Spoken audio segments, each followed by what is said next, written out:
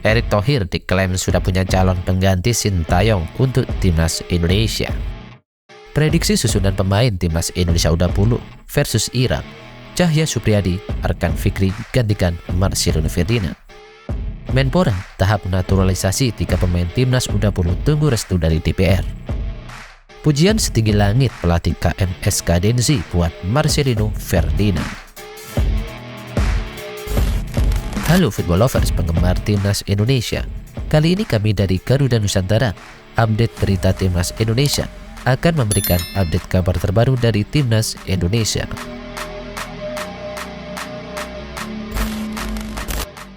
Media Vietnam Soha.vn mengklaim Ketua Umum PSSI yang baru Erick Thohir sudah memiliki calon pengganti Sintayong untuk timnas Indonesia. Kiprah Ketua Umum PSSI baru Erick Thohir juga menarik perhatian media Vietnam tersebut, terutama soal timnas Indonesia di masa mendatang, di mana diketahui Sintayong juga kontraknya akan habis pada Desember tahun ini. Menurut media Vietnam, Erick Thohir sudah punya calon pengganti Sintayong untuk timnas Indonesia. Ada 2 alasan yang mendasari media Vietnam tersebut berspekulasi demikian. Pertama, sosok yang mendatangkan Sintayong yakni Muhammad Iryawan telah pergi melepas jabatannya sebagai Ketua Umum PSSI. Dan yang kedua, Sintayong menorehkan capaian yang tidak istimewa di mata Ketua Umum PSSI yang baru, Erick Thohir.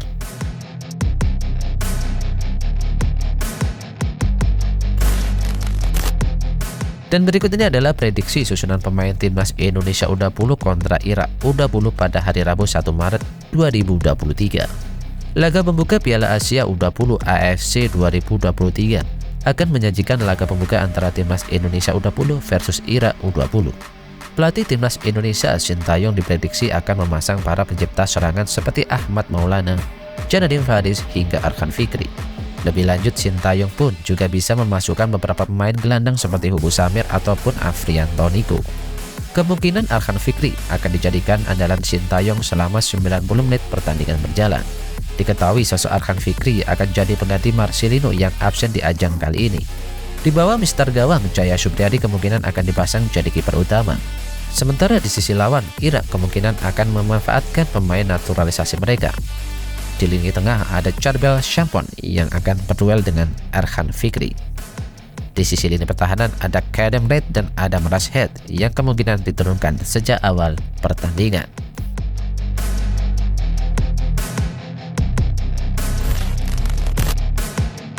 Pemain timnas Indonesia U20 disebut curi umur jelang Piala Asia. Pemain Garuda Nusantara julukan timnas Indonesia yang dimaksud yakni Robby Darwish. Sebutan tersebut dilontarkan oleh rekan setim Robby Darwish di timnas Indonesia, Cahya Supriyadi. Cahya Supriyadi melemparkan ejekan kepada Robby Darwish dengan menyebutkan tua dan mencuri umur untuk tampil di Piala Asia. Momen tersebut terdapat dalam unggahan PSSI melalui akun YouTube resmi mereka, PSSI TV. Cahya Supriyadi menyebut Robby Darwish tua dan lahir pada tahun 98, sembari menunjuk pemain Persib Bandung tersebut. Mendapat ejekan tersebut, Robby Darwish tidak menunjukkan kekesalan terhadap Cahya Supriyadi. Ia malah tersenyum dan menghampiri Cahya Supriyadi yang tengah duduk bersama rekan-rekan tim lainnya.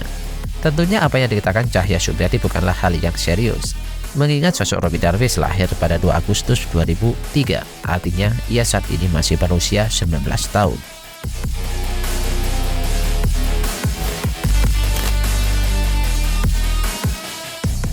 Pelatih KMS Kadensi, Mark Rosen, melayangkan pujian kepada sosok Marcelino Ferdinand.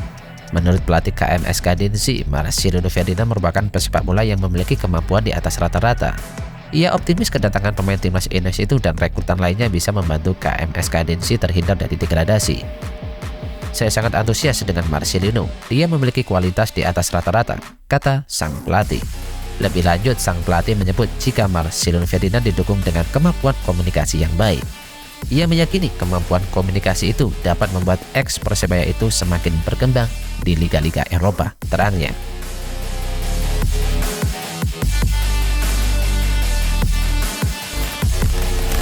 Menpora Republik Indonesia Zainuddin Amali menyampaikan tahap naturalisasi 3 pemain timnas Indonesia, Ivan Jenner, Justin Hubner, dan Rafael Struijk, sudah ditandatangani oleh Presiden Jokowi dan sedang menunggu restu dari DPR RI.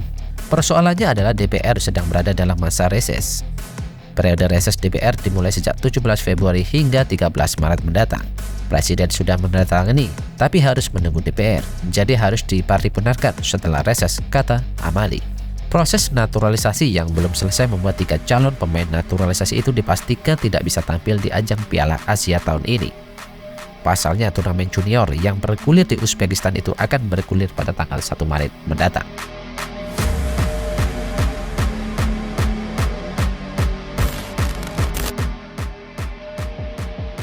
Sebanyak 6 negara dengan skuad termahal di Piala Asia U20. H-1 jelang turnamen dimulai, seluruh kontestan telah mendaftarkan 23 pemain yang ambil bagian di ajang tersebut. Dari 23 nama pemain di masing-masing tim, sudah diketahui negara mana yang memiliki skuad termahal. Lantas negara mana saja yang dimaksud? Urutan ke-6 ada Timnas Indonesia U20 dengan nilai 22,2 miliar. Urutan ke-5 ada Timnas China dengan harga 27,1 miliar rupiah. Dan urutan berikutnya ada Uzbekistan U20 dengan 33 miliar rupiah. Mengikuti Timnas Kyrgyzstan U20 dengan skuad seharga 38,5 miliar rupiah. Dan di urutan kedua ada Timnas Korea Selatan U20 dengan harga 46,5 miliar rupiah. Dan di urutan pertama ada Timnas Jepang U20 dengan skuad seharga 50,5 miliar rupiah.